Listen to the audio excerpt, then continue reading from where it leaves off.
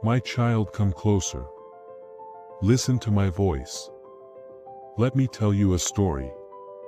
There was once a mother who worked her fingers raw in a small tailor shop, stitching dreams into fabric for other people's daughters. Every evening, she would come home to her own daughter and carefully set aside a few coins in a tin box hidden beneath her bed. For 18 years, she saved. For 18 years, she dreamed she was creating something more precious than silk or lace. She was weaving her love into every thread of the wedding dress she would make for her precious girl. The daughter, beautiful and spirited, grew up watching her mother's tired hands count those coins by candlelight. She saw the sacrifice, she felt the love. But she also felt the weight of expectations, the pressure of a future her mother had planned with such devotion. When she turned 20, she fell in love with a man who made her laugh until her sides ached, her adventures in distant cities, who whispered that love should wait for anyone's approval. But when she brought him home, her mother saw something the daughter could not see. The restlessness in his eyes, the way he looked at their humble home with barely concealed disdain. "He is not for you, my darling," her mother whispered one evening, her voice gentle but firm. Love should feel like coming home, not like running away, but the daughter's heart burned with rebellion.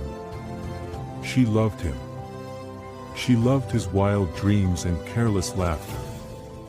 She loved the way he made her feel special, chosen, free from the quiet constraints of her mother's careful world. The night her mother refused to give her blessing for their marriage, the daughter made a choice that would haunt her forever. She crept into her mother's room, found the tin box and took not just the money, but something far more precious.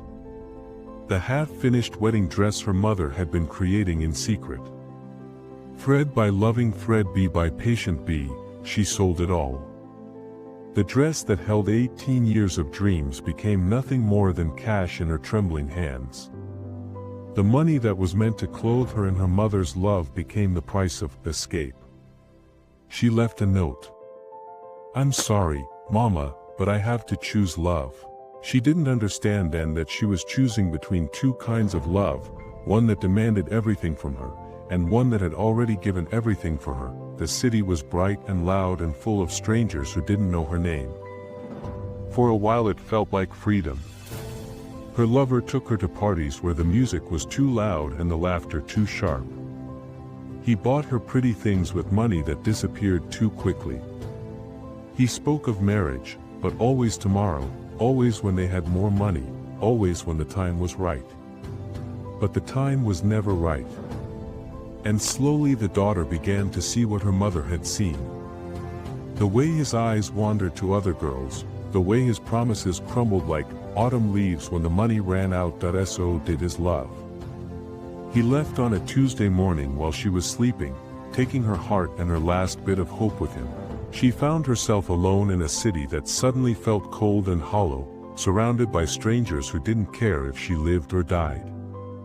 She worked in a diner where the coffee was bitter and the customers were cruel, counting tips that barely covered rent for a room that smelled of loneliness and regret. Night after night, she lay on a mattress that wasn't hers, in a place that would never be home, bring her mother's gentle hands braiding her hair each morning, whispering, "You are precious, you are loved, you are enough," thrown it all away for a love that wasn't love at all.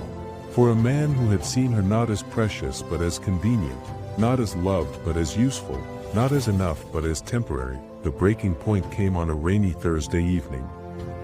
She caught her reflection in the diner's window. Thin, hollow-eyed, wearing a uniform that smelled of grease and broken dreams, she looked like a stranger to herself. Where was the girl her mother had loved so fiercely? Where was the daughter who had been treasured like the finest silk, cherished like the most delicate lace? She had traded her inheritance of unconditional love for the fool's gold of passion. And now she had nothing left but the taste of tears and the memory of home. That night, she called her mother for the first time in 8 months. The phone rang once, twice, and then her mother's voice, tender and familiar as a lullaby. "Hello, my darling. I've been waiting for you to call. No anger, no judgment, just love, patient and persistent as morning light. The daughter wept. Then great choking sobs that carried 8 months of regret and loneliness and desperate longing for home. "Mama," she whispered. "I'm so sorry. I took your dress, I took your money, I threw it all away and I don't know how to come back." "Oh, my precious girl." Her mother's voice was warm honey over broken glass. "There is nothing to forgive. Come home. There will always be a place at my table, always a light in the window, always arms ready to hold you. I have something beautiful waiting for you." The daughter bought a bus ticket with her last paycheck, carrying nothing but shame and hope in equal measure. As the miles rolled past, she wondered what she would say, how she could ever make amends for the hurt she had caused, how she could face the mother whose dreams she had sold for the price of her own foolishness. But what she didn't know was that her mother had spent every evening since she left sitting at her sewing machine, creating something new from the threads of forgiveness and the fabric of unwavering love. Each night, by the light of a single lamp, she had been stitching together a wedding dress even more beautiful than the first knot for a wedding that might never come.